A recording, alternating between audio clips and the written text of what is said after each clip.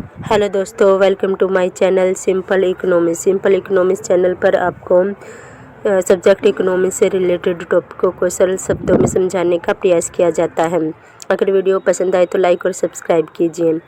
चलिए आज की वीडियो स्टार्ट करते हैं। अर्थशास्त्र को कितने प्रकार होते हैं। व्यष्टि अर्थशास्त्र, माइक्रो इकोनॉमिक, समष्टि अर्थशास्त्र यानी मैक्रो इकोनॉमिक।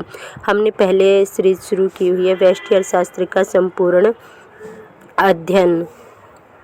मैं व्यष्टि अर्थशास्त्र के संपूर्ण अध्ययन से रिलेटेड में व्यष्टि अर्थशास्त्र का अर्थ और परिभाषा से रिलेटेड जो वीडियो है डाल चुकी हूँ। अगर आपको वीडियो देखनी है तो डिस्क्रिप्शन बॉक्स चेक कर लीजिएगा, वहाँ मैं लिंक शो कर दूँगी।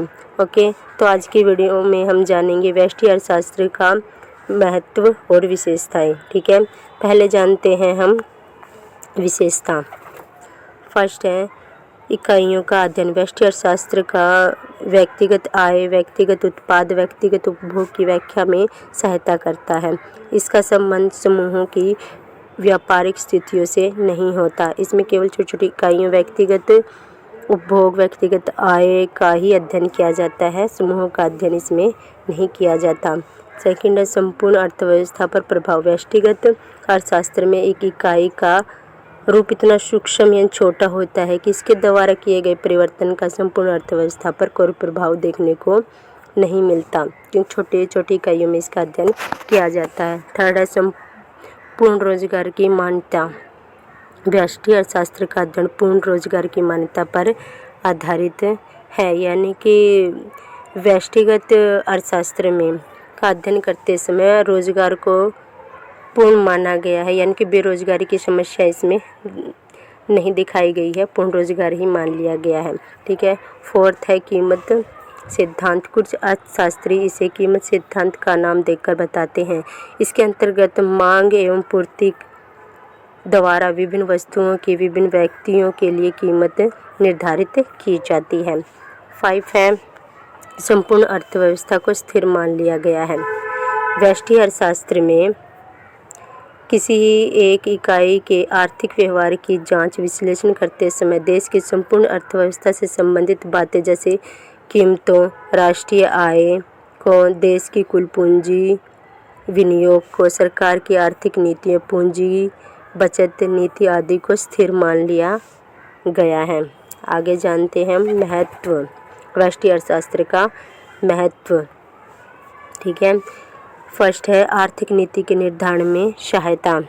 सरकार की आर्थिक नीति का निर्धारण इस आधार पर किया जाता है कि व्यक्तिगत इकाइयों के कार्यकरण पर कैसा प्रभाव पड़ेगा।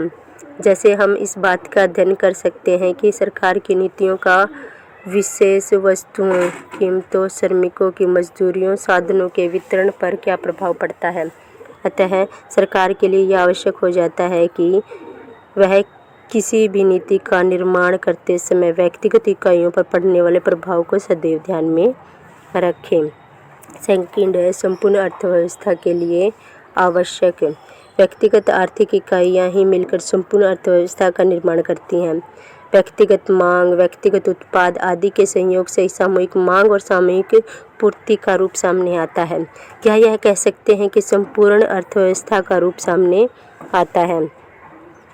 जैसे उदाहरण के तौर पर यदि आप जानना चाहते हैं कि देश की अर्थव्यवस्था में पटसन उद्योग की क्या स्थिति है, तब तो सर्वप्रथम आपको पटसन उद्योग की फर्मों या देश के छोटे छोटे उद्योगों की जानकारी हासिल करनी होगी। तभी आप संपूर्ण अर्थव्यवस्था में पटसन उद्योग की स्थिति का पता लगा सकते हैं। अर्थात सीधे शब्दों में हम यह कह सकते हैं कि व्यष्टि अर्थशास्त्र की सहायता से ही समष्टि अर्थशास्त्र का संपूर्ण अर्थव्यवस्था की समस्याओं का अध्ययन किया जाता है। छोटी छोटी इकाइयों से ही संपूर्ण अर्थव्यवस्था का अध्ययन किया जाता है। ठीक है, थर्ड है व्यक्तिगत इकाइयों को अपने क्षेत्र में आर्थिक निर्णय लेने में सहायता।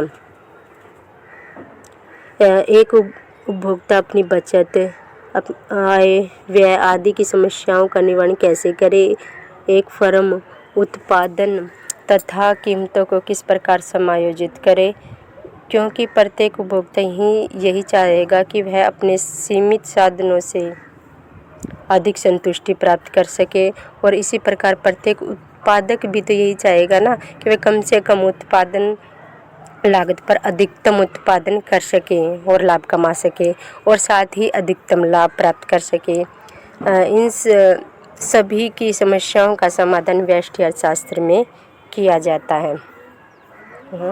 फोर्थ है कीमत सिद्धांत के विश्लेषण में सहायता। व्यक्तिगत व्यष्टि अर्थशास्त्र विशिष्ट वस्तुओं सेवाओं का मूल्य निर्धारण तथा विशिष्ट साधनों का वितरण, जो कि अर्थशास्त्र का सबसे महत्वपूर्ण विषय है, अध्ययन केवल व्यष्टि अर्थशास्त्र द्वारा ही संभव है।